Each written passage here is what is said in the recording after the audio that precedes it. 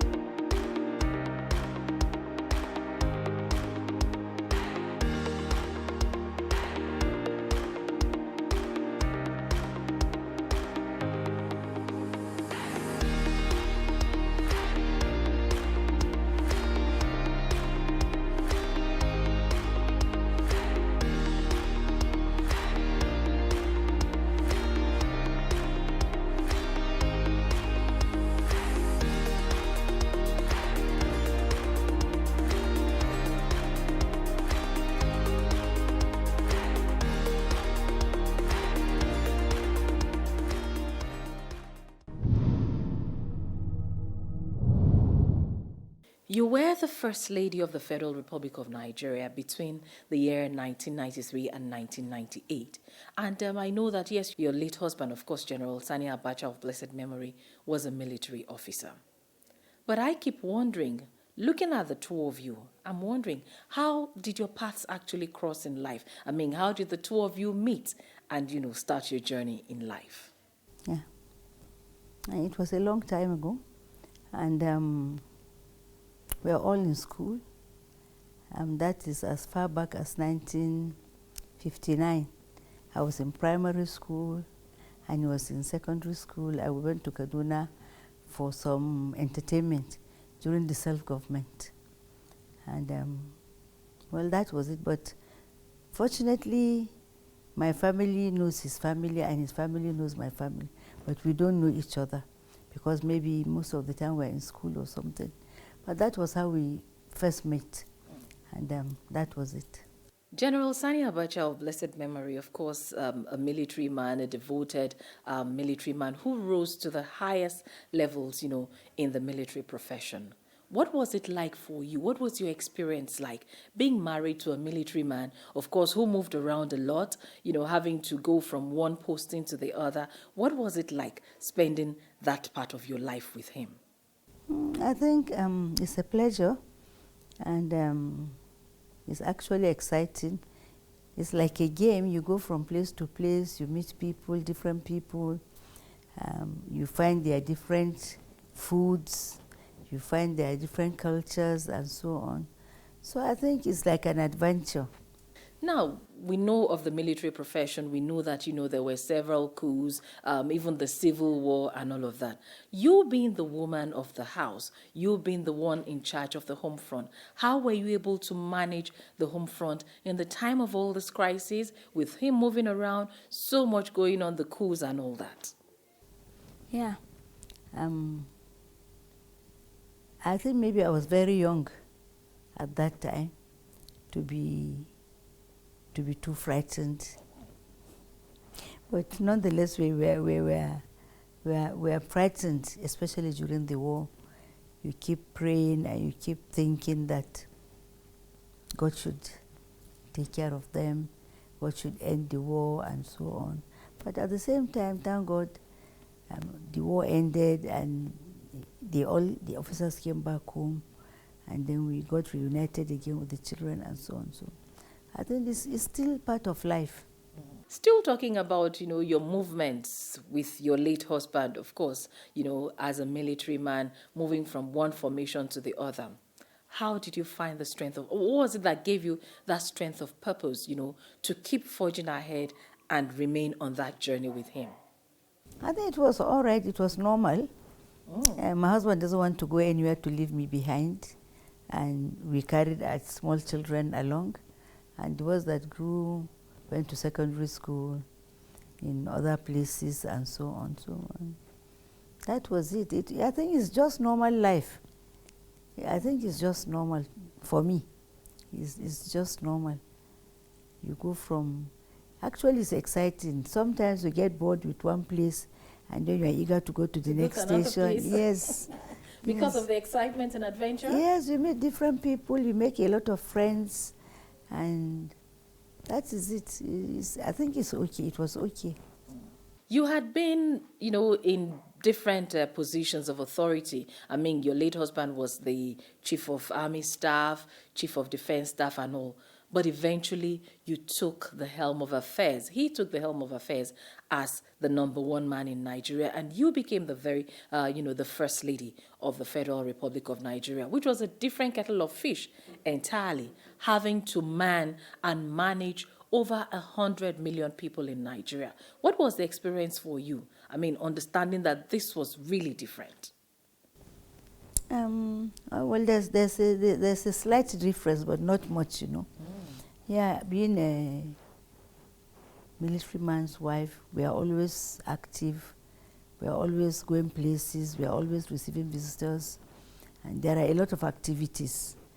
And then being in the villa, okay, it's a different cup of tea, but all the same, I think it's just a continuation of the military life with the marriage, with the family, with everything. But the experience must have been remarkable for you, considering the fact that, there are so many Nigerians with different religious leanings, different cultural leanings, traditional beliefs and all of that. I mean, it must have been something for you. But Nigeria has always been like that. It's not from the villa that it started to be different culture, different religion. Nigeria has always been this way from the time, even before we were born. So I think it was okay. In your time as the First Lady of the Federal Republic of Nigeria, one major achievement that you recorded was the fact that you gave recognition for women, and women began to be seen and to be heard. What was it that gave you the push, the drive to fight and gain the emancipation of the Nigerian woman? I'm a woman. I like to be okay. I like my friends and sisters to be okay. And actually, the whole thing we started together with Mrs. Babangida. So it was not something too different. So all the things she did, we did together. We started together. And we were all in it, shoulder to shoulder, until everybody went their own separate ways. Yes, eventually, the army and so on. So the Babangida has to go home after he left office. And it's just life. One of the major things that you did as the First Lady of the Federal Republic of Nigeria, and which continues to be attributed to you, is the establishment of the National Hospital in Abuja. How did this come about? I mean, I know that, it was set up with some ideas in mind. How exactly did the National Hospital come about? How did you lay the foundation for the National Hospital in Abuja? The hospital was established as a hospital, normal hospital. But you can dedicate something. So it was dedicated to women and children, because I believe they are the weaker people in society. So it's just dedicated to women and children. It is not, or it was not made for just women and children. It was made for everybody. It's just a normal hospital. But actually it was to be a referral hospital and a teaching hospital at the same time. But when I left, that was not able to be achieved, to be a referral hospital or to be a teaching hospital. When General Sani Abacha came into power, I mean, it was in the thick of the June 12, 1993 crisis, and there was so much tension all around the country. How did that affect your relationship on the home front? I mean, the pressures from all of that agitation. How did it affect your relationship at home? In life, there is always pressure. Is there no pressure now in Nigeria? Has it never been no pressure? It has always been one pressure or the other, always, always. But that was a particularly different one, something that we had never witnessed before in Nigeria, and he coming into power at that time. But he didn't do anything to cause anything in Nigeria. He met it the way it was, and he tried to take care of the problems. To some extent he did, until he left. So Nigeria will always have problems. Every regime has its own type of problem. And this is like, even in your own life, you have your own problems. So in government, of course, and you say you govern over 100 million people with different languages, different religion, different culture and tradition, different regions. Even the climate is different. We are all different. And we that are officers' wives that went with our husbands to different parts of the country, we now saw the differences between us and among us. You were quoted to have said that His Excellency General Sani Abacha of blessed memory acted in the goodwill of Nigeria in all he did while he was in power. Can you expatiate on this? When he came, the first thing, I was in Kano at that time when he became head of state, and there are people that are happy, and the first thing the people did was to lower the price of foodstuff. They said they're happy now Abacha is in power, and to support him we have to reduce the money, the market prices. So that is what they did. It was quite appreciative. And when he actually came, the money that Nigeria had was, you always hear on TV and on the news, the money that was in the bank for Nigeria was just a few millions, and he made it into billions, isn't it? He did in his 4 years. And the crude oil was selling for just 9 naira, 10 naira, or dollars. And the money was not like now when a barrel is selling for like $100 or so. That time it was just 10, 11, at most 12, with fluctuations in the market. But he still kept money for Nigerians, and he still reduced loans, and he still did not take loans like other people did unnecessarily for no reason. And still there was some sort of sanity in the country. Things were going on. The NEPA, well, of course, has never been perfect, but it is still better than what it is today. So many things he tried to do, and even for the army and so on. And through the PTF, he tried to make roads, schools, hospitals, renovations and building, and so he did a lot of things. And if you like, we can give you a paper on all the things he did. But there were also what was described as human rights abuses at that time. Yes. And it was said that perhaps it was because he was a military man. Yes. Yet you believe what he in particular acted is the human rights abuse? Arrests, detentions.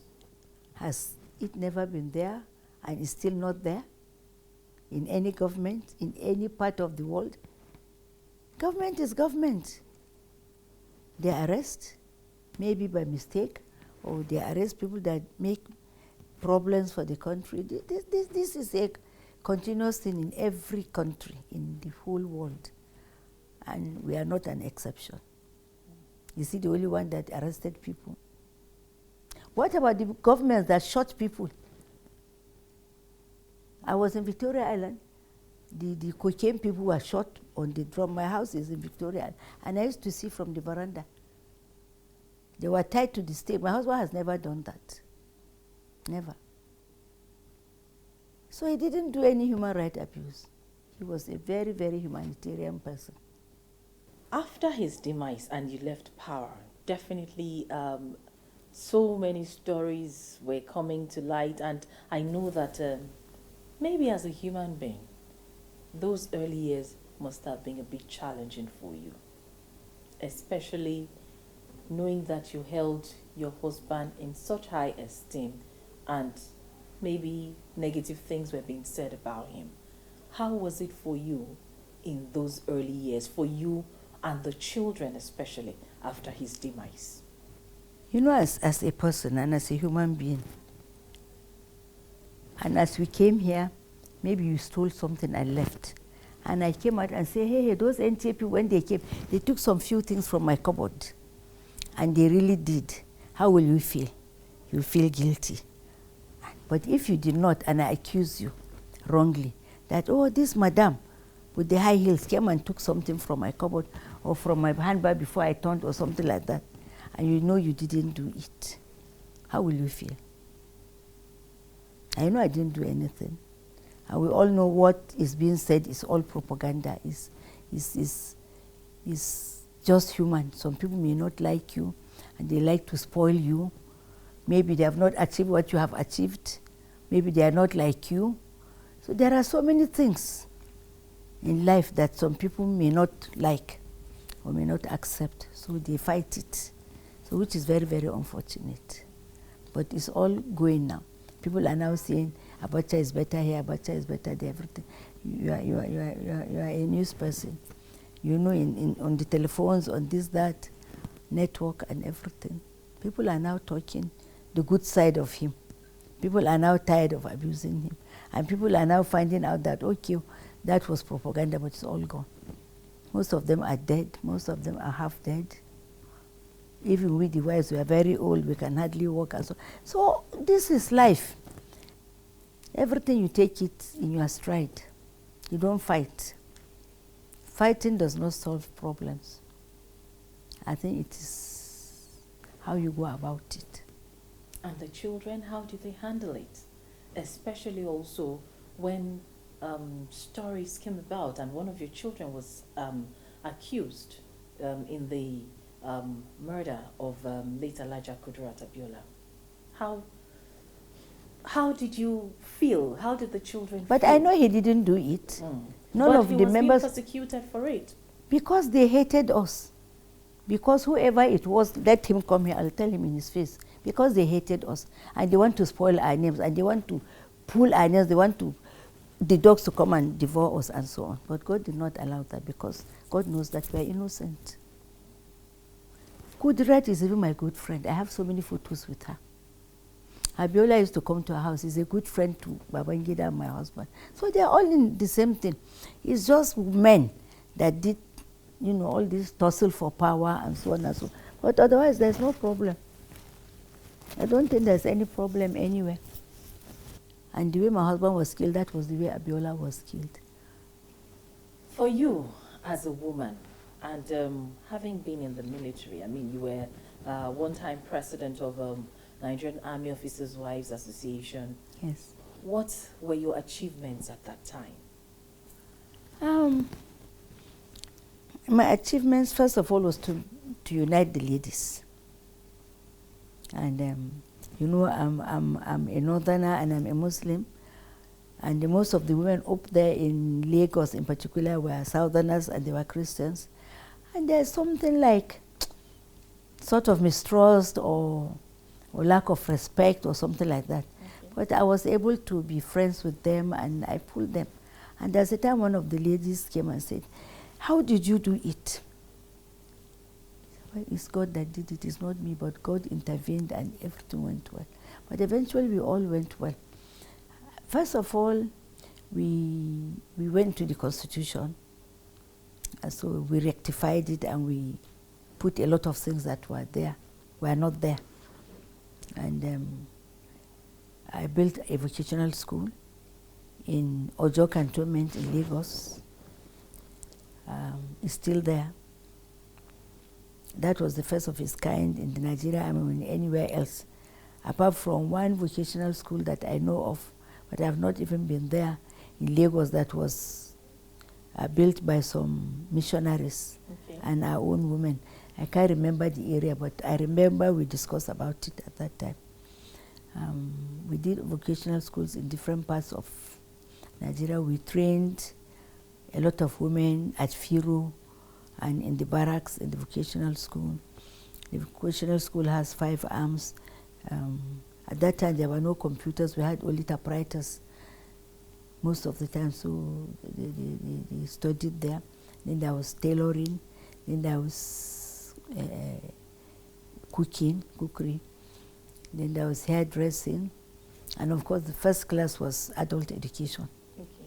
People to come and learn ABCD 1, 2, 3, 4 and so on. Yeah. Especially for those women that sell things in Mami Market and that have never been to school. So we wanted them to come and learn how to read and write a few things. Eventually we started doing tie and dye and so on. And the school was supported by the Lagos state government and the federal government. So it was okay.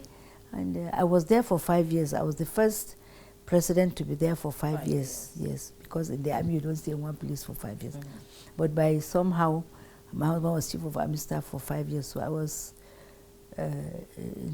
now president for 5 years. We did our Atampa immediately I came. We did our sports dresses. We did our own soap. We did our own Vaseline. We call Nawalin. We did so many small things, and it was fun, it was okay, and so many of the women were friends. We did farming. Ms. Babangida got a farm in Badagry, but she didn't stay long then. She left for the villa. And then I inherited the farm. We did the farm. I built the farmhouse, and I made a well there because it was not easy to make a well there, but it was okay. We made the well and a farmhouse, and we did a very good farming time. And then we used to bring our corn to the officers' mess to sell to the officers. So you were actually cultivating crops there? Yes, we did. We did. Apart from your own home garden, the backyard garden. Yes. So we did a lot of nice things. And I did a constitution for the army to follow, because so many of the husbands leave their wives behind. Because when they are on transfer, they go to a different town, and it's okay, they are looking for a house there. But unfortunately, sometimes they are with other, madams there. Yes, and the madam at home with her children are not really being taken care of. So we tried to get money for them and clothes and school for the children and everything. We tried all those things until I came up with that write-up, or we call it, is like a law that a man should not go and leave his wife for a certain time. He must take care of her. So many, and the army adopted it. Oh, that's good. And then later my husband came up with NAWIS. You know, when an officer or a soldier dies, because when you come to the army and the day you marry, you go and register your wife in the army registry. Okay. That my wife was so, and she's now so. So in case of anything, the army now knows this is the wife. Okay. But unfortunately, again, if the man, something happened to him and he passed away, then the people revert to their culture. Okay, they don't recognize the wife as the next of kin. No, they don't. They don't. You know now, you are Yoruba. Yes. I stayed with the Igbos and Yoruba. We tried to undo the culture that is not good. So we tried so many lectures, and so we called people to talk and so. But unfortunately, when somebody dies, you know, they shave the head. Yes. Sometimes they even wash the corpse and give the wife the water to drink. You know that, just to make sure that she's not the one that killed him. And all those things we tried to fight as much as possible, with small result, but we still fought. So when my husband brought the Nawis, that is a different type of insurance for the officer or for the soldier. That is for his own family.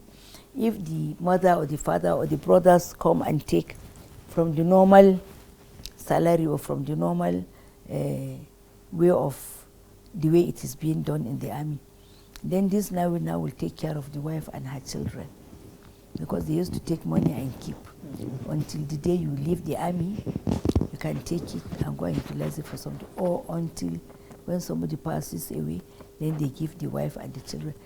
You were very strong about women, fighting and promoting the cause of women, so much so that it was in your time as First Lady of the Federal Republic of Nigeria that we had the Federal Ministry of Women Affairs being established. How were you able to get that done?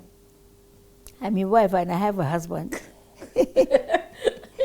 Okay, so you played your role as a wife there. Yes, as a good wife, as a convincing wife. Yes. And apart from that, you know, as a northerner and as a Muslim girl, we are not, at that time, not many of us went to university. But my husband promised me that when we marry, I will go to university, but I will not work. He doesn't want me to go and work. Okay. And he doesn't want me to drive. But I ended up driving. But I didn't go to university, so I cannot walk. So I have this, and in the army, we move from place to place. So that doesn't give you the room to sit and study. And he doesn't even want me to go back to the school.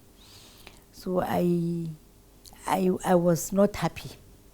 So the moment I had the opportunity, I wanted to fight for the women that were like me and are like me and will maybe like me, so that they don't end up the way I ended without being able to to school the way I wanted, and to have your own independence or to fulfill what you want and so on and so forth.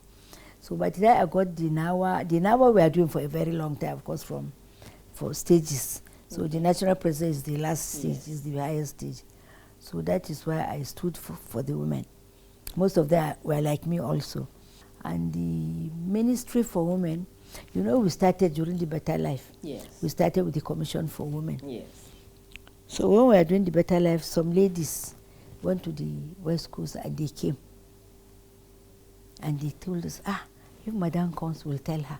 You know, in that country, I forgot the country, but they said they have a commission for women. How come we, a whole Nigeria, we don't have a commission for women? So we all said, yes, we are going to support. So by the time the First Lady came, we all agreed that, yes, we should have a commission for women. So by the time she got some people from the presidency to come and give us the commission for women, I remember I took my son to the hospital, and I was a bit late, and I came and I found that the place is very tense, and I said, please, may I know what is happening?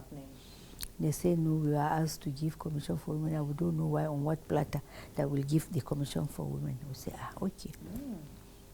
So I said, okay, can I bring you? So I've always given suggestions a lot, and they always call me the live wire or the backbone of the Better Life and so on, yes. So I suggested that, okay, we should make a office for the First Lady. So that when she now gets her office, we'll gather all her better life information or papers or whatever from different states. And then maybe that can fetch us the Commission for Women. So that is how we got the office of the First Lady. And then, but the commission was not there yet. But eventually now, the commission came along. And that was it. So by the time I came to the villa, I thought, well, I now have the power to make it into a ministry. So I told my husband if he can allow us to have a ministry for women, because there are so many ministries that are not even really working. So I want the ministry to be connected with the Ministry of Social Welfare and Development. So he merged it for us. So we now got the Federal Ministry of Women Affairs and Social Development. But it was not just the Ministry for Women Affairs that you were able to achieve during your time as the First Lady, because since then and even till date, you're still recognized as Ambassador of Peace, not just in Nigeria, but across, the African continent and even beyond Africa. Yes, you asked me about the hospital, so let me explain to you about the hospital first. I remember when my husband announced that the first school, when he was a brigadier, Brigadier Sani Abacha, that one, he said our hospitals are in shambles. And I felt bad because my father was a doctor. Okay. He read pharmacy, then he read medicine. And he worked in the northern region of those days at that time. And I felt bad because the hospitals actually were not like when I was young with my daddy. So I decided to make a hospital, a referral hospital, and a good hospital that you don't have to go abroad to seek for medical aid. But people are now going because the hospital has been bastardized by our own people. So I tried to do the hospital. We have some friends in the medical area. I had Dr. Hiri, he's an Igbo from the south. I have Dr. Faje Misi, he's a Yoruba from southwest. I have Dr. Tukur Abdullahi. And then we established a board of trustee for the hospital. So I remember the NTA man came and asked me, how much do I want to build a hospital? And he said, well, you say you want to have $500 million, a whooping $500 million. That was Cyril Stober. I said, yes, I'm not going to take it. I'm going to do something for Nigerians. He said, but that money was too much. I said, well, what I'm going to do is also equally good enough. So when we did the fundraising, we realized the $500 million. Oh. But that was not enough to build that hospital. So I asked my husband, what are you going to give us for the hospital? I said, we cannot say what to give you because you are my wife and this is our government. So we'll work with the money you have, but $500 million cannot build that hospital. So where you stop, then we'll finish the hospital. Take it off from there. So I said, okay. So the government finished it. And then we tried to get some doctors from America, from Germany, from England. So that was how I came about the hospital.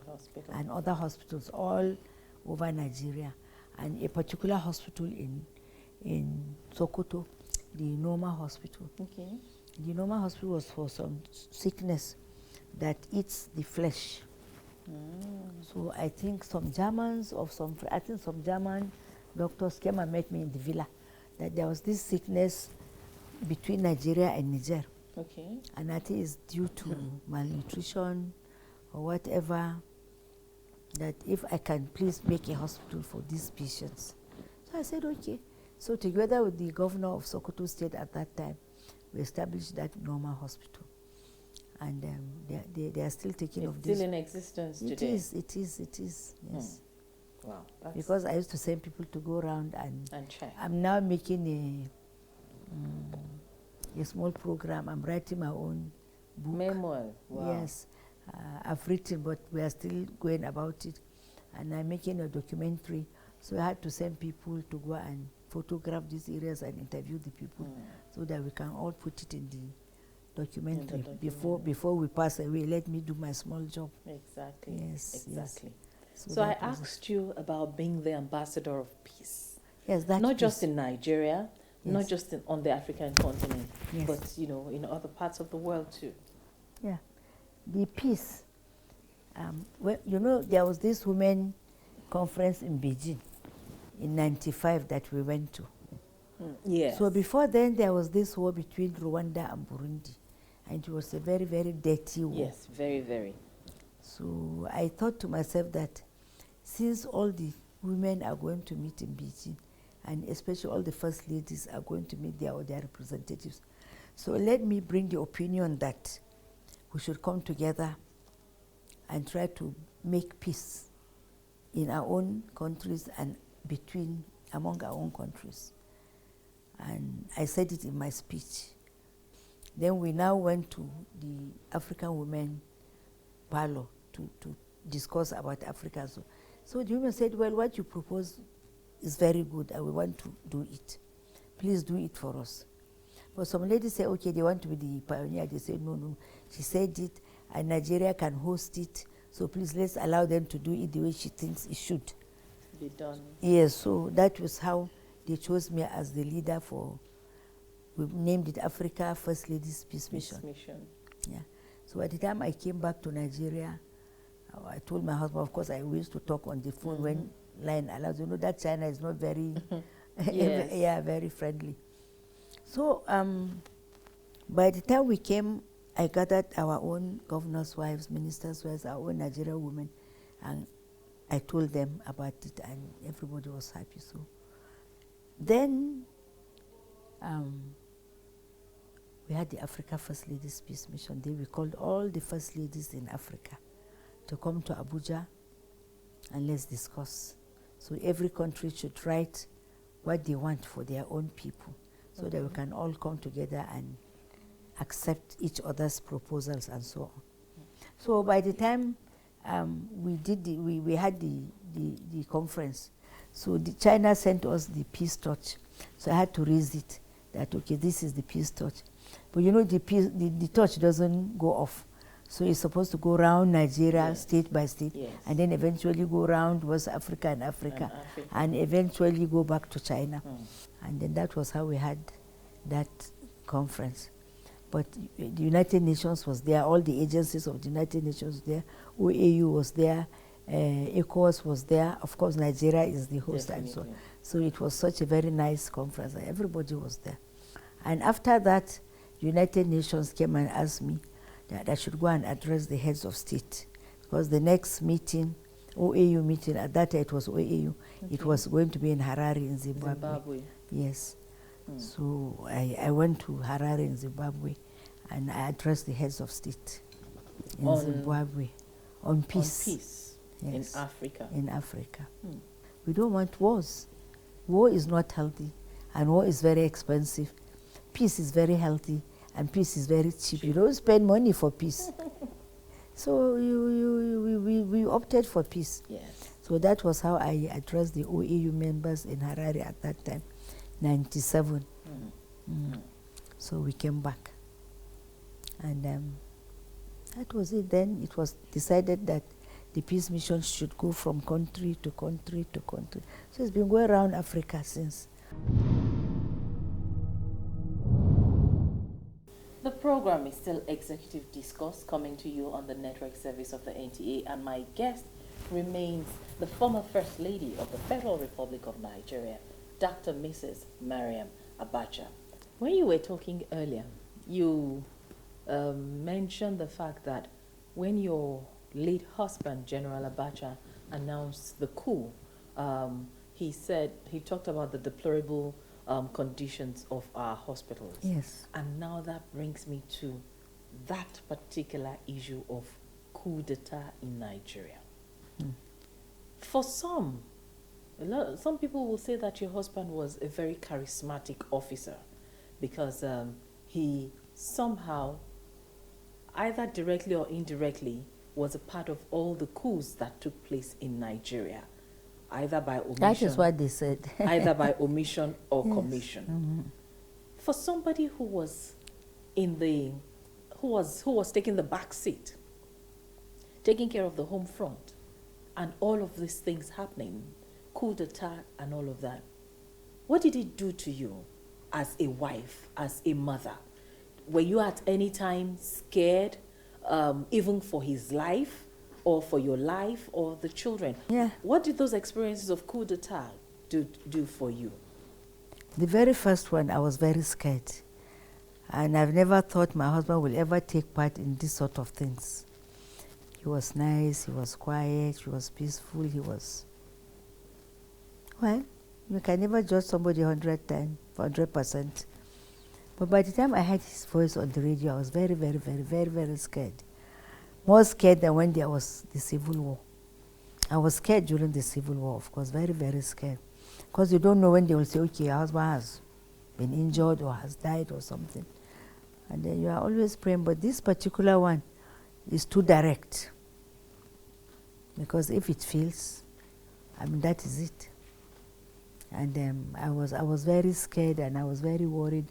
And actually, I wasn't happy he took part. I was actually not happy. But you know, they will not ask for your opinion, and they will not even let you know what is even going on.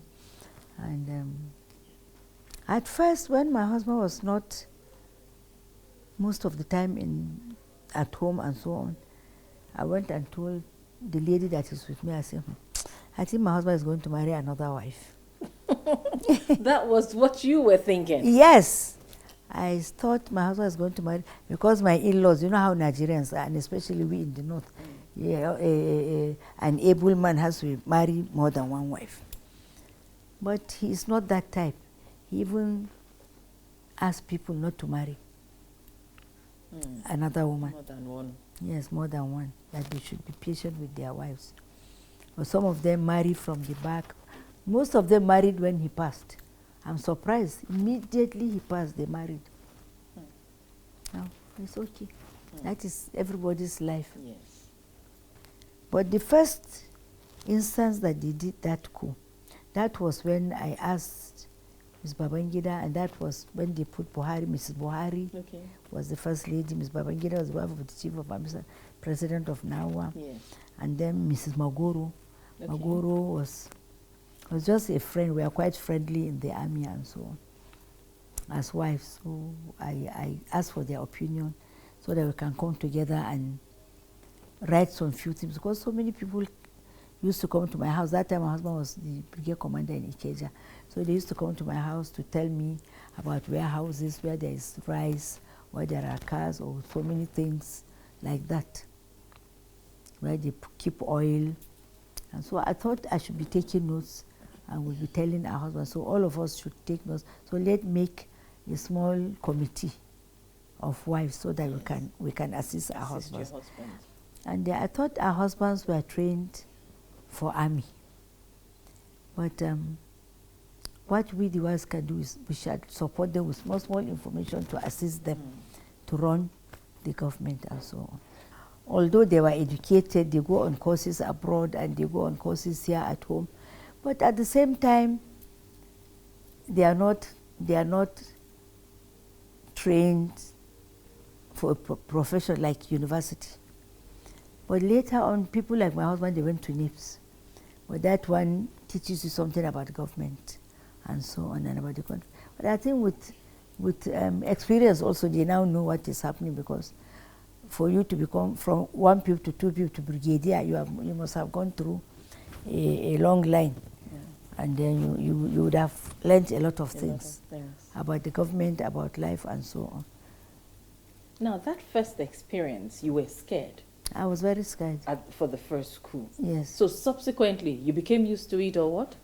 No, I told you cannot get used to what you are not sure of, what you don't like. The second one, that they were going to remove Buhari and put Babangida, that one, I didn't think he was going to marry. So so the issue of marriage had gone off your mind. Yes, it has gone. So this time, he called me to the room. There are so many cars, so many officers. This our husband, what is the matter again? So he called me to the bedroom. I said, be patient. We are going on another round again. And I don't want you to get sick like the first one. Just pray for us. At that time, his mother was even with us. Okay. Because the army started having problem. I wouldn't know what is the problem. But they now went to Lagos, and Babangida was made the head of state, and Buhari was removed, and so on. So eventually, we now also, as Babangida moved from Flagstaff House to Dodam Barracks, we now moved into Flagstaff House. And I became the national president of NAUA. So the life continues. But you know, as a wife, you just tag along. What can you do? The man, General Sani Abacha, when you speak of him, I've been looking at you, you speak of him so fondly. For you, he was a gentleman, he was very loving and caring. But you know, to the outside world, he always had this stern look, and it was more of people being afraid of him. Now, that's impression of people about him, and then the man on the home front. At what point, you know, did maybe Nigerians get it mixed up, looking at him differently from the man that you saw at home? I didn't see my home. I lived with him. It's more than seeing him. It's living with him. Actually, he wore those glasses because he had eye problem from childhood. Are you serious? Yes, but people don't know. I don't go and start telling people that, no, that you know, please, I have to wear those glasses. He wears the glasses because he doesn't want the wind to disturb his eyes. And I happen to be something like that also. Like in that photo, I was wearing glasses also. And that was when we went to commission his foundation, Design Abacha Foundation for Peace and whatever. So it was outside, it was in the morning, there was the sun, and there was, I have sensitive eyes. But people that are not with you may not understand. So you are wearing glasses now. So we don't know why you are wearing glasses, maybe to see me better, or to stop the AC from getting into your eyes, or the light, or whatever. Yes. So, but you know better than me, isn't it? You say, this is it. If you're a talkative, and you talk a lot, you are prone to tell lies or deceive people, but he's not like that. So because he doesn't talk, and he's quiet, people see him as stern. And he's not the sort of person that will say, hello, hey, they are laughing. There are people that are like that, isn't it? Even among the officers. They laugh so much so that you begin to wonder, what are they laughing about also? But this is their character, the way they are. But his own character is quiet. He's just quiet, he doesn't talk a lot, and so on. So that is why when the day he talks, you know that yes is yes and no is no. Yes. Just a normal human being.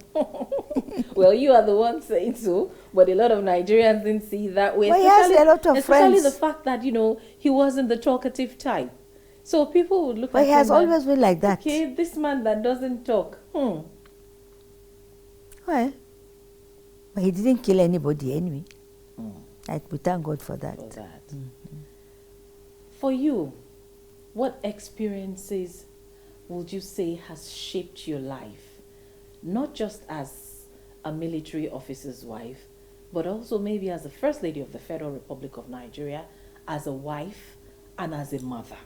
What are those experiences that when you look back, you will say, okay, this, and this actually helped to shape my life and have made me who I am today? You know, every individual, we have our own likes and dislikes. We have our own do's and don'ts. We have our own things that we wish to do and so on. And like I said, my father was a medical man. He's supposed to make a lot of money and build houses and do so on, but he didn't. And when I was small, we were all not happy that, why should you not do this, why should you not do this? And sometimes he takes his own money to buy drugs to heal people. People come from all over, Yorubas, Igbos, everybody, and of course from home. And then we'll keep them. Some of them don't have even the money to take care of them. So they hardly got the money to come and visit him. So I'll keep them and give them medicine and so on. So I was just used to seeing that. And my mother is the type that she cannot cook her food and eat it alone. All her friends, all her neighbors must have something to eat. So I think it's the type of the family I grew up in that made me to be the sort of person I am. So we used to have a day in the villa. Okay. So there's a hall, but I built a lot of halls there and so on and so many things. So we'll call them to the villa and I will sit and listen to them. What is your problem? What is your problem? What is your problem? I try to take care of all of their problems. And sometimes I ask some of the officers to assist with something, like the ministers or whatever, PPMs or something, so that they can assist. And then some of them give them fertilizer, some of them give them food, some of them give them whatever they like. Some need employment at any level. Even now, all this place is filled with people's papers. So I used to go around begging people, please, employment. Even now, I'm still on so many things like that. So your upbringing actually shaped your life? Yes, it did. Interesting. In continuation of our conversation, Your Excellency, looking at your time in government, which was a military era, and Nigeria today, we're in the democratic dispensation. From back then to now, what's your take on the state of Nigeria? How have we fared as a nation, as a people? Well, there are always two sides to a coin. Yes. There is the very good side and there's a not so good side, but it cannot be very, very bad. The military, they're a different set of people. They are disciplined, they have their own code of conduct, even the way you dress and the way you should behave. The military has that. But the problem is the corruption. If you can go and do work without looking into the money so much, you can have some money, it's your privilege. You take advantage of one or two things. But at the same time, you don't surpass or supersede the way things should be. Yeah. I was a first lady. I have not taken any kobo from the villa until I left. And I'm still eating food. Not because my husband left me money, or because, but good Samaritans, they come and give me some money, some governors, some ministers, say, Mama Gash, thank you. And I go ahead because I'm very happy. And I don't have anything bothering me. I don't have anybody's kobo worrying my head. I put my head on the pillow, I pray and I sleep. And I wake up, I know nobody's going to come to my door and say, call this madam, that day you did this, you did that. Where's the money? I didn't do that. I thank God I can say that. Like Obama said, how much do you need for yourself and your children? How much? The boys can go and work or do business. The girls will go and marry and do business. So they will all fend for themselves. So how much huge money do you want to take from the coffers of the government? I think we should reduce that. I think Nigeria should think well, and we should be good to ourselves, to your own self first, and to your own people first, and we should try to put things well for our people and for our country. Thank you very much, Your Excellency.